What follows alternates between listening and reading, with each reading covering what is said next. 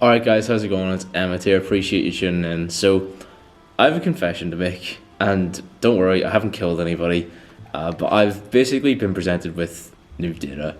I've learned a new lesson, okay? And this is what business is all about at the end of the day. But today I want to talk about leads and appointments and clients ultimately. And I want to talk about quality, specifically in relation to them. So, I know that if you've watched the rest of my videos, I've gone through and I've talked about lead numbers, and I've talked about the importance of cost per lead and trying to get as many leads in as you possibly can at really any cost possible, any expense possible, and not really sparing anything in the process. But I've been running sort of ads for clients now in the mortgage space for about 2-3 months, and yeah, I've been presented with new data, and I want to come out and I want to make a confession. I apologise. I'm going back on some of the stuff that I've said. I've learned new lessons, but at the same time, the whole point of this channel is about being transparent. It's about sharing my lessons, and it's about providing as much value as I can. If anybody can learn from this lesson that I've already learned from and implement it themselves, save themselves the time and the hassle, then brilliant. The way I see it, I've done my job. So I want to talk about lead quality today. Like I said, I've always talked about trying to get as much volume in as possible with leads, and the way that I was doing this, and I'm going to jump onto the computer here in a second, was because I primarily run all of my systems through Facebook and Instagram. What I would do was I would just do a simple opt-in, name, number, email, and that was it. And it would be up to myself, go ahead, manually qualify these guys, chase up, and yeah, I spent a lot of time doing this. I don't mind putting in the time if there's return for it, but what we were finding was that simply the wrong leads were being attracted. If you make it as easy as possible, as low resistance as possible, as much upscale and as much return as is humanly possible with no sacrifice whatsoever, it just attracts the wrong type of person. What you want is quality, a quality offer with a quality promise that is realistic, because what you will get then is that you will find people who appreciate the value of the service that you bring. Whenever I say the service that you bring, I mean the service that you, the person watching this, brings, the mortgage advisor on the other end of the camera brings. Whenever you emphasize the value as opposed to the potential return, like trying to sell the dream and all of this stuff to clients, then it just doesn't work out very well. You need people to appreciate your value and take it at face value as well, and respect it for what it is, as opposed to, you know, just trying to get the wrong people in and get everybody in at all costs possible. There's a reason that I speak to ICPs, ideal client profiles, or niches within the industry, and it's in following the principle of mine, and that is that less is more. It's all well and good having the best funnel, having the best email system, having the best follow-up system, all of this stuff, but if your email system takes you 8 hours a day, then there's no point, you know what I mean? It might be the best, but you can't do everything at once. And for me, less is more is a principle that I stick to with everything in relation to business. So I need to start applying that within my service as well. And it's something that I am now applying and seeing the benefits, and I'm essentially reaping what I've sowed. So I've focused more so on sort of the quality aspect of things. And what I want to do is, like I said, attract people who are interested in the value that you can provide, okay? And it attracts the right type of clients. Not only does this produce less work in terms of qualifying these people and getting them in for appointments, what you'll find is that it's just a more efficient system.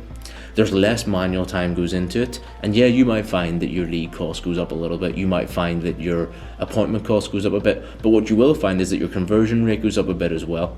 And your overall CAC, or cost to acquire a customer, will actually come down at the expense of a higher cost per lead and a higher cost per appointment.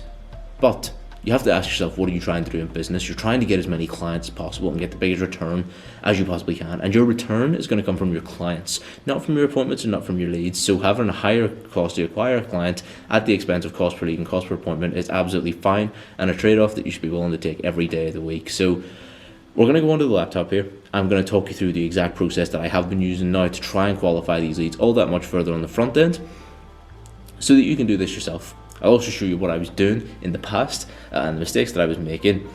And it's not, don't worry, like, your business won't grind to a halt if this is happening, but if you can make something more efficient and improve a system where possible, then you may as well go ahead and do it. So I'll talk you through both, and you can take the lessons that you want from it. So let's jump over onto the laptop. Okay guys, so as you can see, we have the back end of the ad account here. Plenty of leads coming through, as you can see here, 28 leads, 17 leads, 9 leads, and as far as cost per lead goes, like 366, 341, 647, it's all super cheap, brilliant, and in terms of what you see, it's brilliant. Who would complain with this? And the way that we have been doing this, so if I come in, I'll just hit edit actually, and I'll show you exactly what this would have looked like. So if we come down, we've got the lead forms here.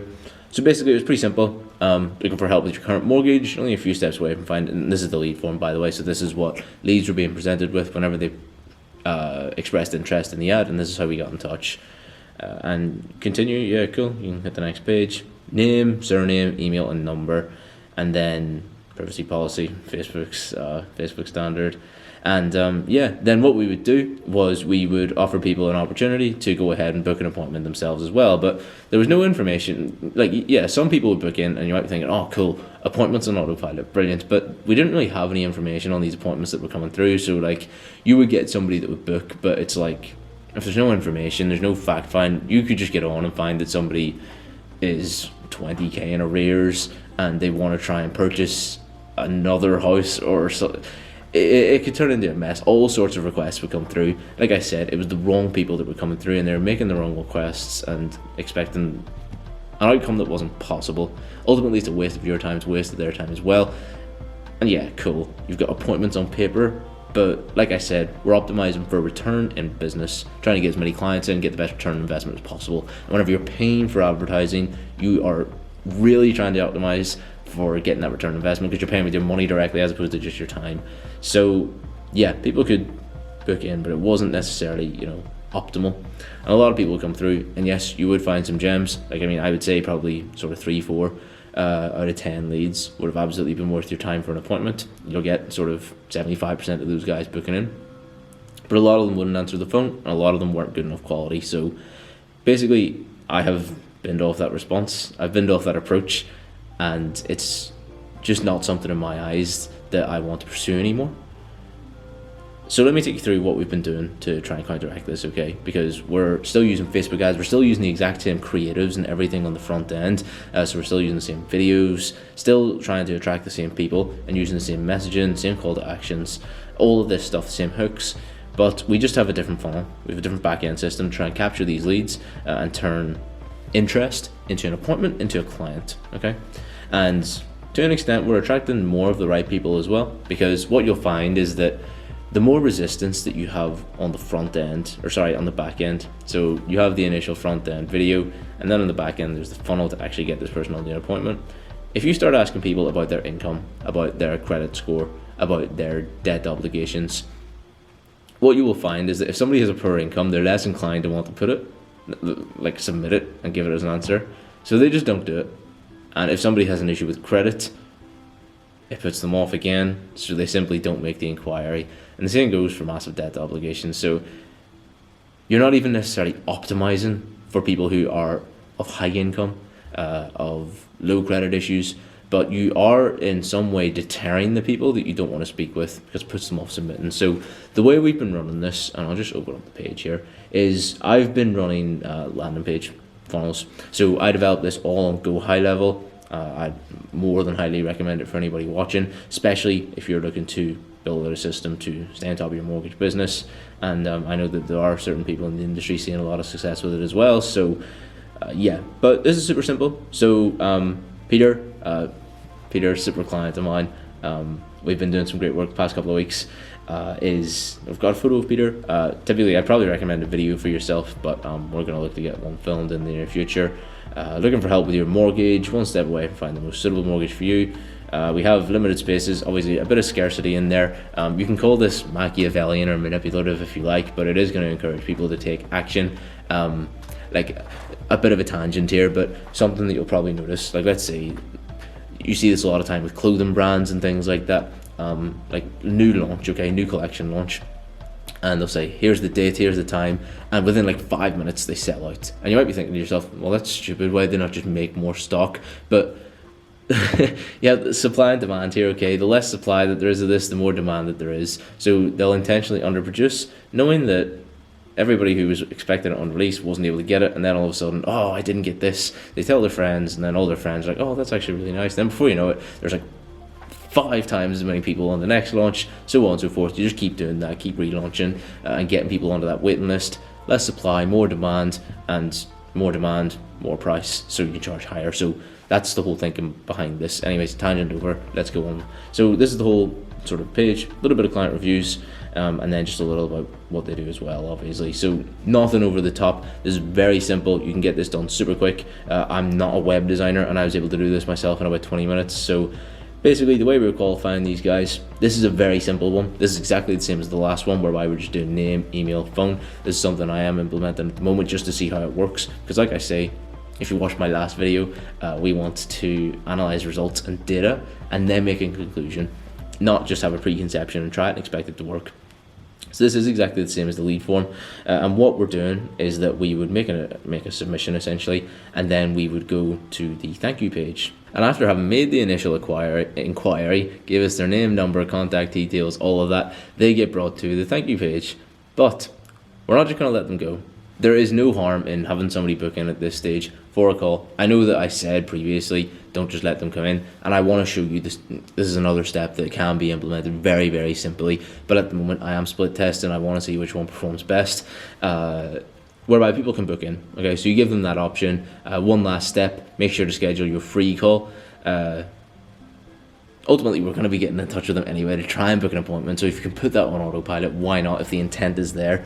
But you want to just be careful. Don't sort of just expect that this will 100% work. Split test it both for yourself based on the type of clients that you're looking to work with. So yeah, that is what we were doing. That is how we were collecting information, putting a little bit more resistance, whereby we're taking them off the platform, off of Facebook and Instagram, onto Safari or Google, wherever it is that they're using, and using a landing page instead of just the simple low resistance lead forms. And then once they've made the inquiry through the simple form, then they're redirected to the thank you page. We don't just let them go, trying to get them onto an appointment anyway. Give them that option, allow them to book in themselves. It saves all that time with following up with people and all that stuff, and it's ultimately just an appointment for yourself, and you really haven't had to put any energy into that. Obviously you have to set up the ads in the first place, but you can get that done in a day, less than a day. You can get that done in the morning, and if you're not willing to set up ads, then why are you watching this video? I don't understand. So yeah, now I want to show you the second option that I was talking about. How can we further qualify these people on the front end? You want to be able to find the balance between, number one, qualifying people, and number two, actually getting enough volume in the first place to keep you busy, and get enough people into the system that you can do business with. So I'll show you the second option that we were initially running to try and qualify these people on the front end. Okay, so here we go. Instead of the initial form, whereby it's just name, number, email, we can go ahead and we can actually get some information on the person's current situation. Like I said, having things like questions about income. If somebody is sitting there with 15k a year, just working part-time trying to purchase a house, the likelihood of them saying, I earn 15k a year, and making an inquiry for a mortgage is fairly unlikely. So it's going to deter the wrong people, essentially. It's going to deter the time wasters, ultimately, people that aren't worth your time. And that is one of the bigger sort of complaints when it comes to online leads. But if you have the right systems in place to speak to the right people's problems, but also to be able to ensure that those people that are taking interest in the ad are of the right caliber, or even just eligible in the first place. I say caliber as if they're just all a pile of homogenous people, but obviously they're real people with real problems. It's not the point of going off on a tangent. A question about their age, of course, and what are you looking to do? Purchase property, remortgage, release equity or raise funds, consolidate debt. And ultimately we were going for people who were looking to release equity and raise funds. So the majority of people coming through were fitting themselves into that category, but just getting a little bit of information on the front end is super helpful. Then when it comes to chasing these guys up, setting the appointment, you can just say, hey, is that John? We saw that you were looking to purchase a property. We just received your inquiry. Do you have 2 minutes to speak with us? And then you can go into details about their income. You can go into details about their age, all this stuff, which makes it so much easier to go ahead and book the appointment. But it's about finding that balance. You know what I mean? Some people might look at this and they might actually be super intent on going ahead and setting an appointment and speaking with you and getting something done and actually going ahead and purchasing. But what you might find is that they might see it on their way out the door. They might be on their phone and something comes up. I don't know, they're making dinner and the hob boils over, or one of their kids comes up to them and asks for something, or their phone rings and they get distracted and before you know it, whenever they're in the middle of filling out your massive form, they get cut off and they have to go and do something else and they don't come back to it. So it's about finding that balance between too much resistance on the back end to get people in that are qualified, and having enough resistance to make sure that people aren't qualified, if that makes sense. So like I said, split test. Whenever I say split test, I mean run the two of them at the same time, give 50% of the budget to one option, 50% of the budget to the other, and see which one performs best over the course of 5 to 7 days. What we are finding is that, well, I haven't got those results yet, so I don't want to talk about it, but we're seeing a significantly increased quality of people that are coming through from the landing page funnels. We're sitting at a cost per appointment of about £25 at the minute. You might be thinking, oh, £25, it's so expensive, Emmett. You used to say you were getting £4 cost per leads at a 50% booking rate. And yeah, like, cool, that's 3 times increase in the cost per appointment. But at the end of the day, if you increase your cost, decrease your cost to acquire a customer and have a significantly increased conversion rate from that, then in my eyes it's worth the trade. So yeah guys, you can make your own conclusions from this, implement your own stuff, and yeah, ultimately learn the lesson that I learned in like 15 minutes instead of having to, you know, go through this, try it all out yourself.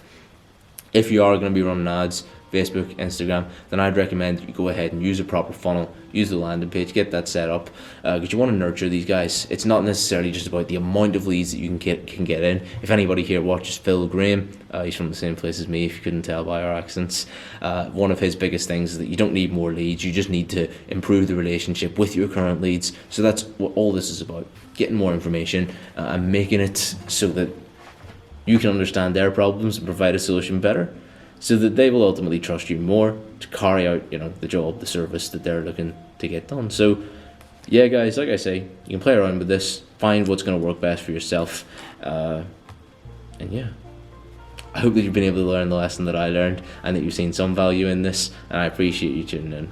Look forward to seeing you in the next one. Thank you so much.